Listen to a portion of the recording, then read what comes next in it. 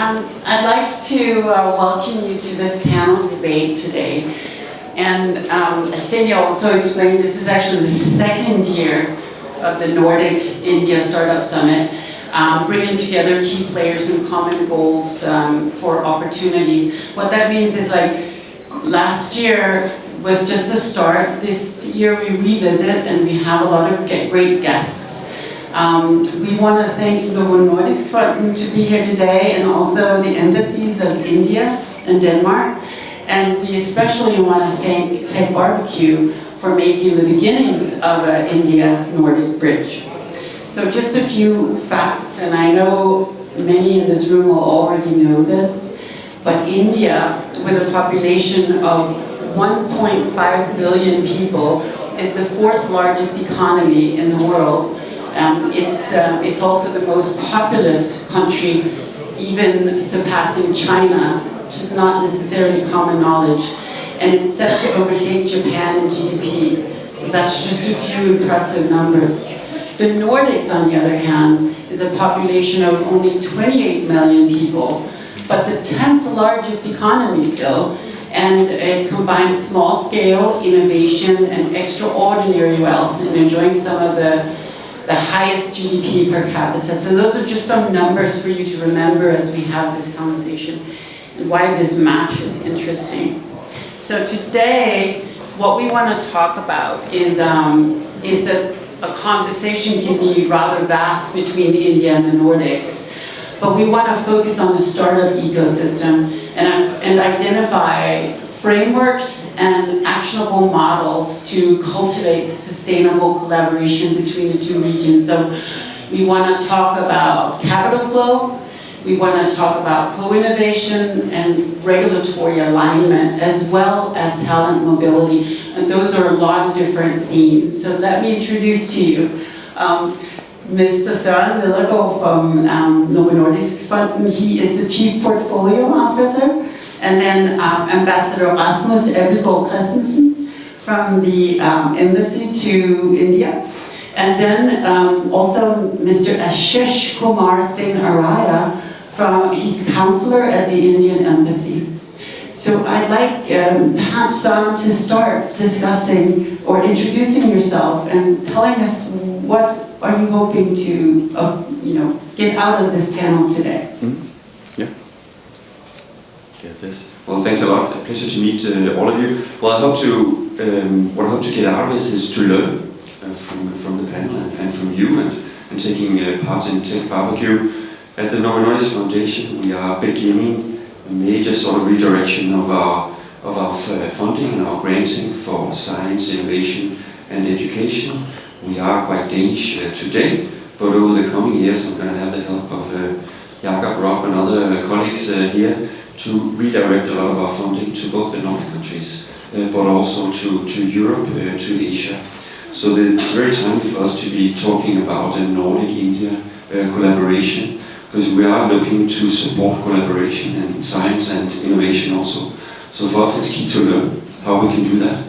We have a presence in Delhi now. We opened up a couple of years ago a regional office there, and have excellent colleagues working to support our programs there.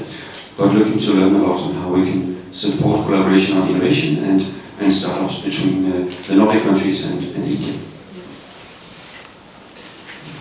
Thank you. Like Søren, I hope to learn as well. Very curious to hear from both startups coming from India and from Denmark, where they see the potential, and also what they need from us at the government side, on the regulatory side, to really unfold the full potential. Denmark already years back established an innovation center in Bangalore. I think it's quite successful, and the fact that we have such a big crowd here today is also partly testament to the good work they've done. But of course, we established the innovation center for a reason. And as you all know, you cited some stats. I think India has the world's third largest or biggest sort of startup community. And as you also hinted, the Nordic countries are among the most innovative in the world. I think all the Nordic countries are in the top 10 of most innovative economies. It's also a very big economy combined. And I think in India there's also a growing realization, or you kind of see us also as one block, which sometimes you can think it's like good or bad, but actually I think it's a good thing because the Nordic countries are in many ways similar.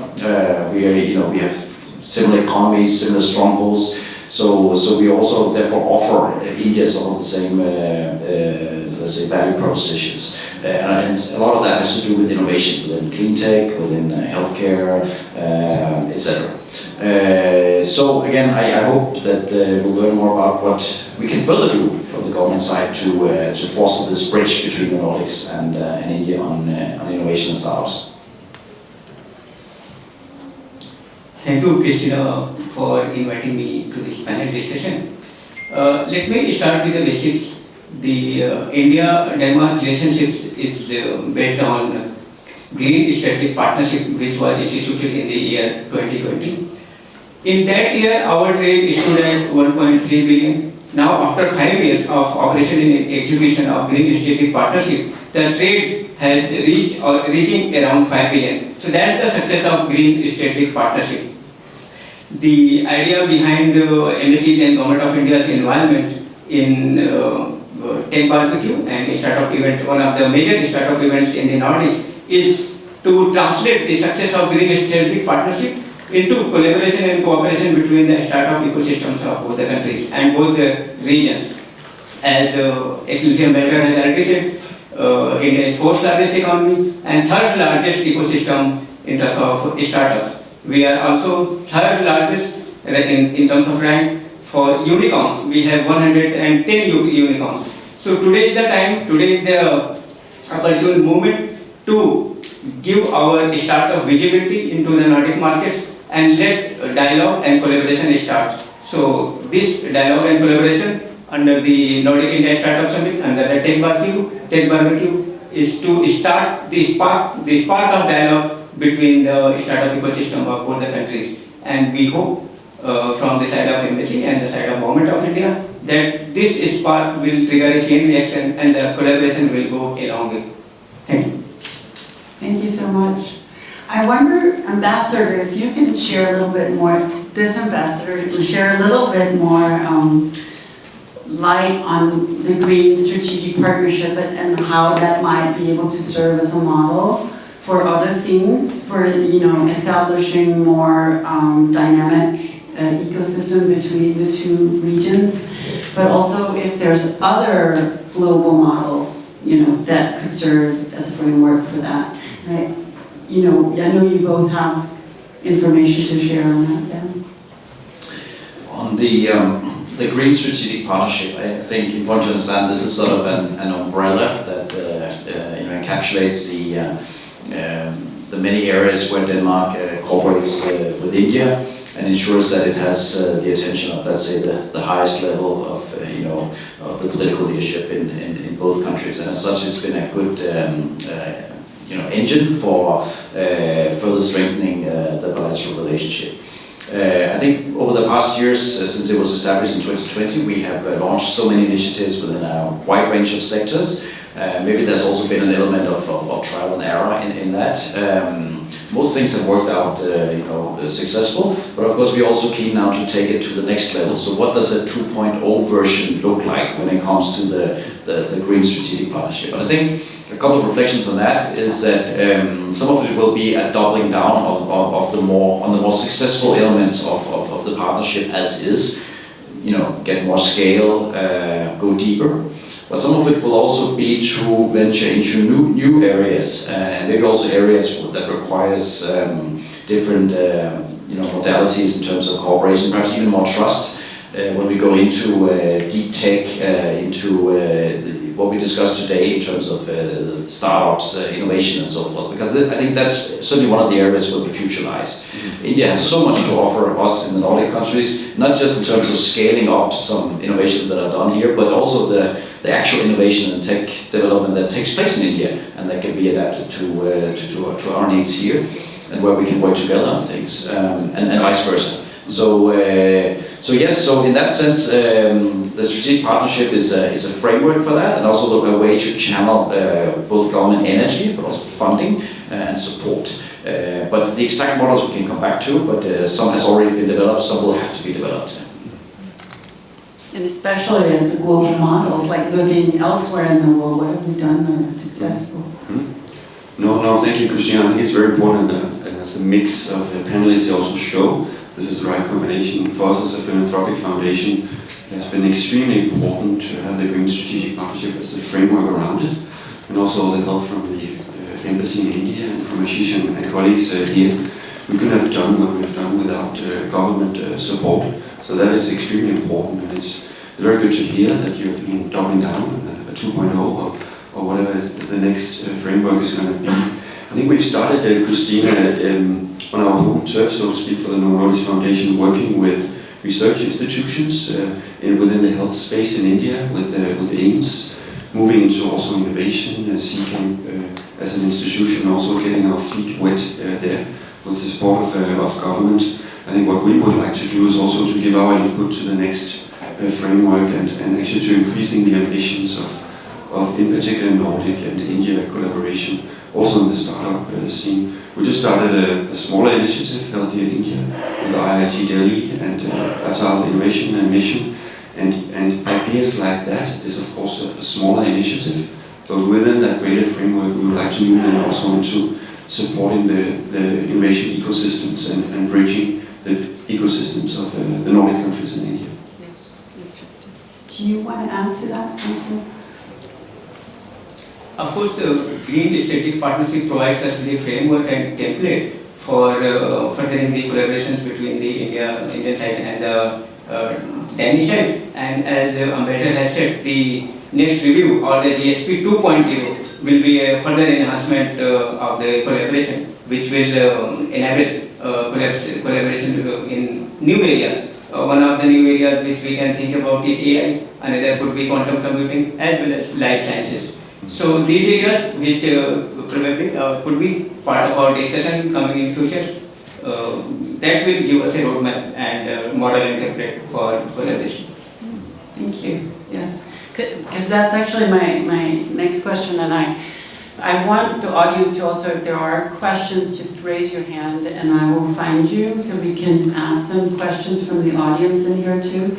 But you raised several sectors here, but I'd like to maybe get an understanding. I mean, it's a vast opportunity here, so we can almost cover everything, right? But when we look at what sectors to focus on that are most promising between these two countries, I know we talked about green transition and climate, and it's been going on for a while, and you've been talking about initiatives in healthcare and life science, but then there's also just technology and innovation, generally speaking. And let me ask, maybe pass you to address that. Like, how do we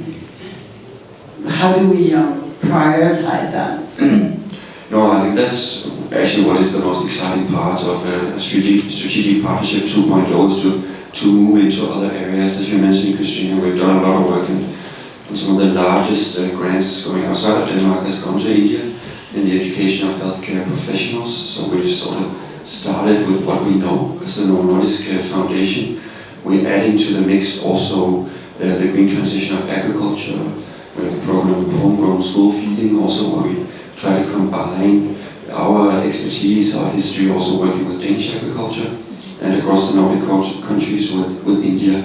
I think it's going to be very interesting to see what we can do in areas where India is, of course, also forerunners globally in AI, data science, for instance, because we're investing heavily in Denmark in those areas. But that will be very exciting to see also when we visit India in the coming years, what partnerships could be formed there.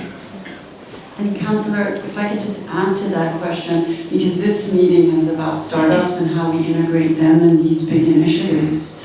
Like, from your perspective, how do we best do that, both from the Indian side and from the Nordic side?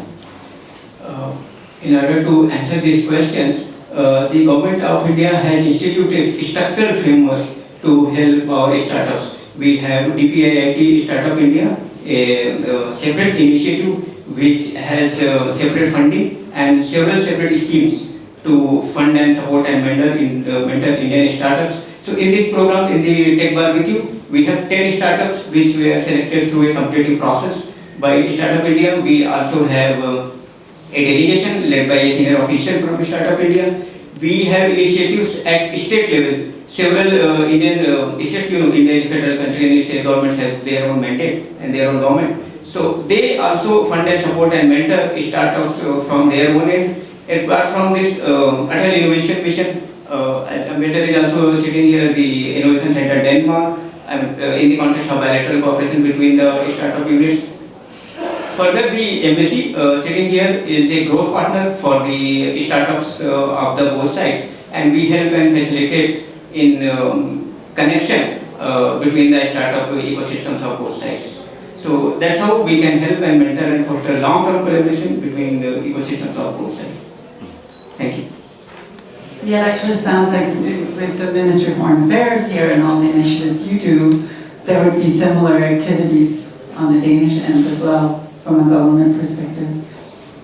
Absolutely, and as the council said, it's a lot of it is joint. Again, we've had joint calls with the Department of Science, Technology, and Biotechnology in India and the Danish counterparts. Joint research calls, so we contribute 50% of the funding. The other half comes from India. And then it's on the research side, it's also researchers from Denmark, researchers from India. I think that's a model that has proven its worth over the years, and we will definitely continue doing that. Then it's more a question of what should the calls focus on. Yeah. And historically, we have worked a lot on issues like water, clean energy, hydrogen, clean fuels. That's what we've learned. But of course, nothing limits us to look in other directions, and we will definitely do so. More at the sort of startup student level, we have also had success with the annual water challenge, which, if I'm not mistaken, I think it's the 5th one that's coming up. And I think that's another good example of an initiative that allows us to stimulate tap into the startup environment, but do it in a way where it links up to some of the bigger priorities we have, and hopefully that therefore the startup scene can also contribute to this doubling down I mentioned in some of the sectors that actually works really well, whether it's in water, energy, or healthcare.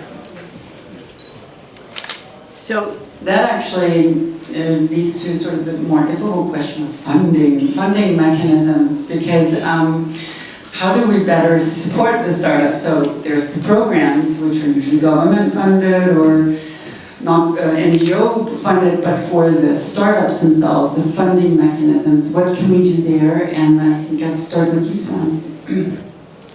Well, thanks a lot. No, I think what we're used to doing at the Nordic Foundation, I think has to be developed and expanded also for our work in India and across the Nordic countries, because we would do open calls of funding, have challenge programs, and for us, of course, supporting startups is actually a means to reach our goals of improving people's health and the sustainability of the planet. So if we see an area where we think this is actually where startups can find the solutions, we'll go into that space and work with their partners. But I think here we need to learn how we can do that in India. We are talking to the Nordic Council of Ministers to also establish that Nordic collaboration, and using, of course, there also the government support to hopefully create joint Nordic-India calls with funding.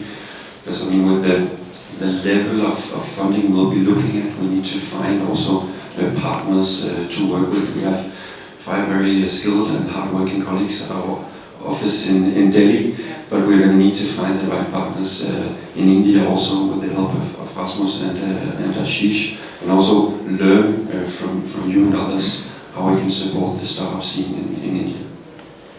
And I think it'd be interesting to take the question then to the councillor, because I just, even being here these last 2 days, I realized there's also a lot of funding going the other way, that there are partners there to engage, and maybe by engaging in the funding together, there'd also be better visibility to opportunities. So perhaps take that? Absolutely. Funding is one of the most important topics when it comes to mentoring and supporting our startups. So funding can be done in many ways. Look, we have to think about startups, because startups come in different shapes and sizes. Starting from an idea in some academic lab or some innovation lab, to full ready for deployment technology at some TRL level 5 or 6 or whatever it means. So there are different mechanisms of funding. One such thing is government level funding, which I already spoke about, the funding through Startup India, through state level funding agencies. Apart from that, Government of India has already set up ANRF, which is one of the most prominent and important funding agencies, the Anusandhan National Research Foundation. Separately, different academic institutions from the very initial level startups from their own end.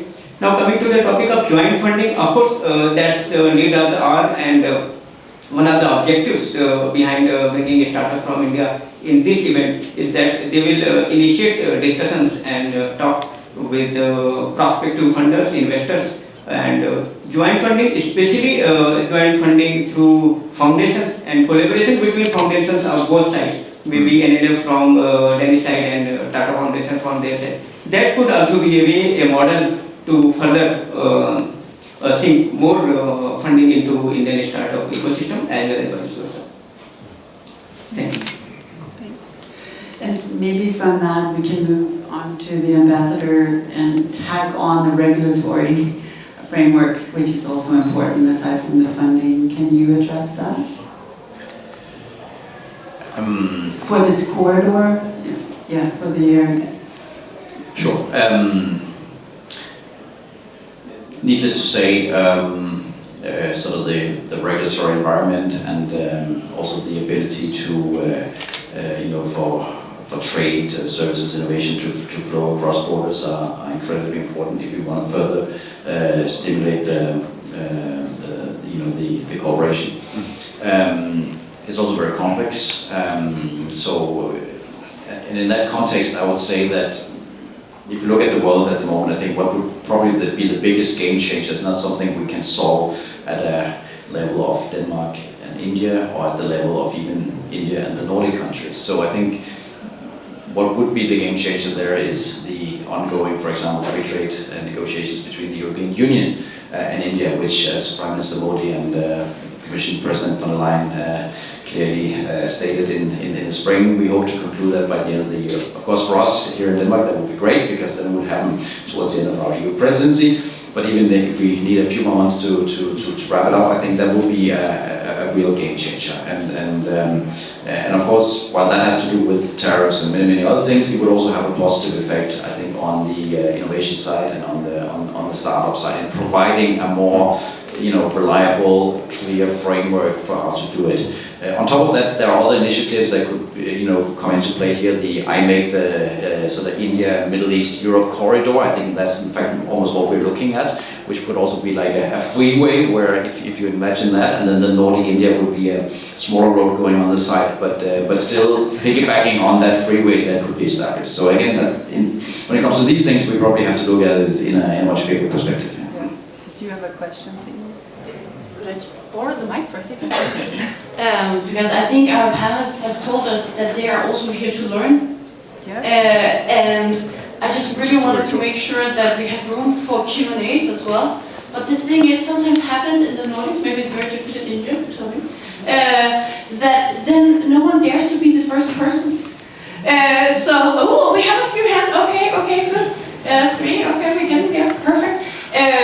Just a quick note, because we want more questions. So we'll just do 1 minute where you turn around and you, with the panel, you get to talk to each other. And this time we're going to talk about problems. What are the problems that I have seen founders that you've experienced yourself. I'm helping a medtech company who have a lead investor out of India, and they're delaying getting the money out of India, right? Which is a huge cash flow issue. So what is it of these very specific, big and small issues that we have seen? 1 minute, just quickly now. And talk to the person behind you, because you most likely know the person next to you. And then we will share these learnings afterwards. So there's turn around. Ja, der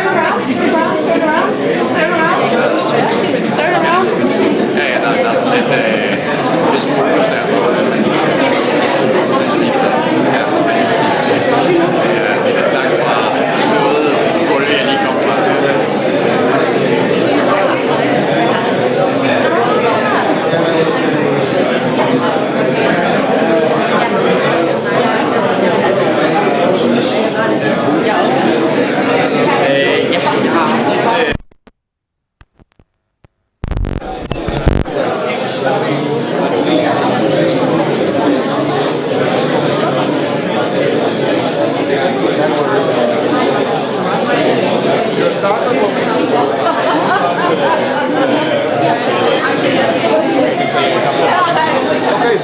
a new startup. Actually, I was in Chennai. Right. Okay. But I was really curious, like, committed to hearing more about like what's happening in the startups. And let's see, like, Thank you, thank you, thank you. Isn't that amazing? Once you get people started, you are unstoppable, right? We can't get you to stop. Okay, so I need you to raise your arm. Who has a specific...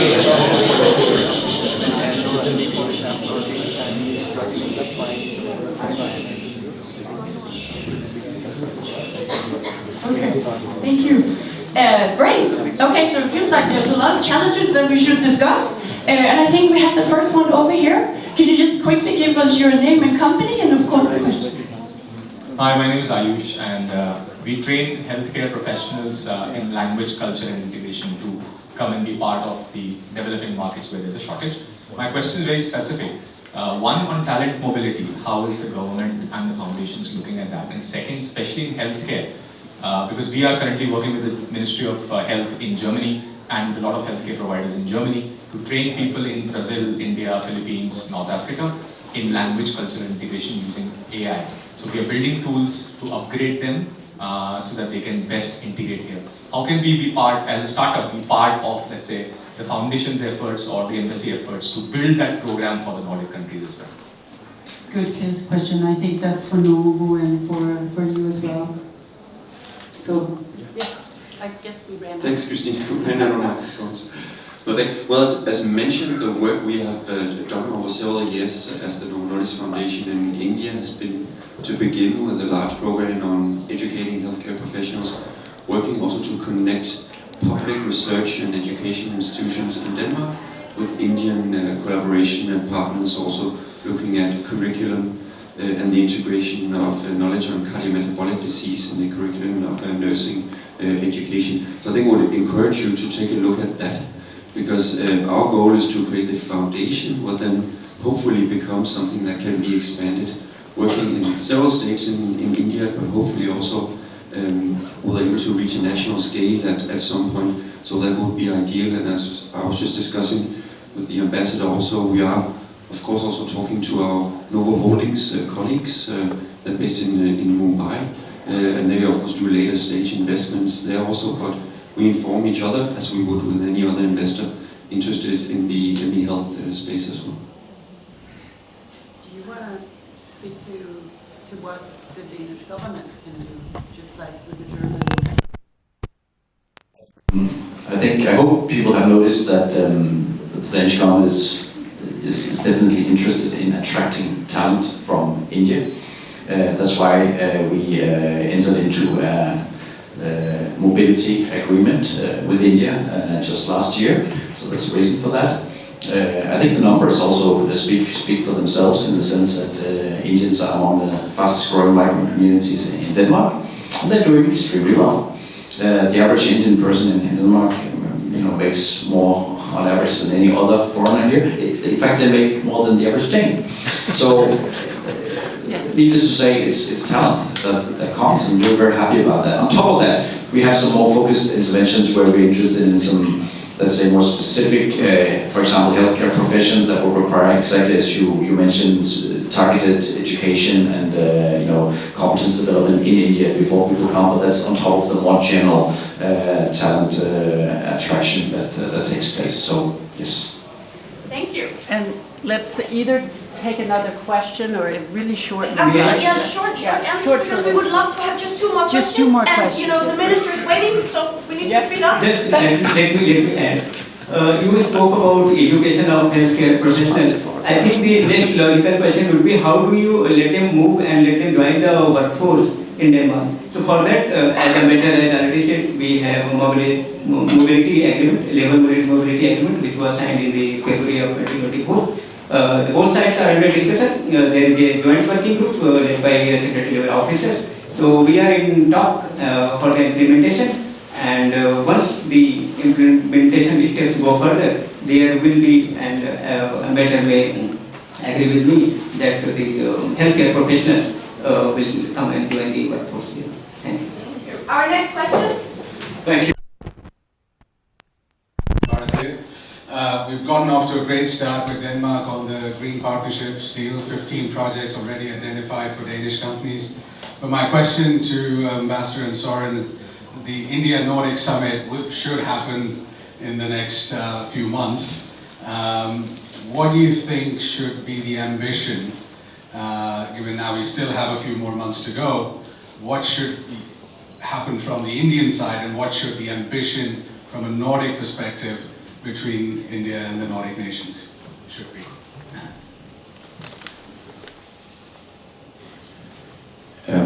On the India-Nordic summit, as you all know, it should have taken place in May this year. It didn't, for reasons we all know. But I think there's high hopes on both sides that we can plan the summit soon. And again, what should be the ambition? I think the ambition should be, as it also was in May, to further strengthen relations between India and the Nordic countries, including really focus on the areas where the Nordic countries as a whole has something unique to offer India and vice versa. And what we're discussing today is certainly one of those areas. No, I think I would add it would be extremely inspiring to have also that Nordic platform as a part of it. So the Green Strategic Partnership was excellent for what we do as a Danish philanthropic foundation, but to have a platform to work with our Nordic colleagues and engaging and working with India would be extremely important for us. Additional maybe query or suggestion, the key focus areas that should be very key for the collaboration would be biosolution space, and throughout the panel discussions that I've seen since morning, that was not touched. But it's India is the biggest source of sugar and so much carbon source, and that is the very strategic where, especially thanks to Novo Nordisk Foundation, a lot of technology has been built up in the past 5-10 years. We have the best companies here. So there is a good scope, and that it is something we should, would be nice to have this joint discussion on. Thank you. Agri-tech, and maybe also with part of the Novo organization, is in India. Do you want to speak to a group? Yeah, just very briefly. Biosolution is very close to heart for the Novo Nordisk Foundation. So our focus and our strategic key focus on the green transition of agriculture is of course why we are so interested in biosolutions, both supporting science and innovation in that space, so it would be excellent to have that included as well. Can I I'll just say agree. I'll say Sandeep is the key person. He was the person who asked the previous question. So he has come up with open call in the game chapter, which includes biosolutions. So you may like to contact him. Thank you so much. I know that we're wanting to wrap up, and I want to thank each of you for your time and for us to have a conversation following this. So thank you so much.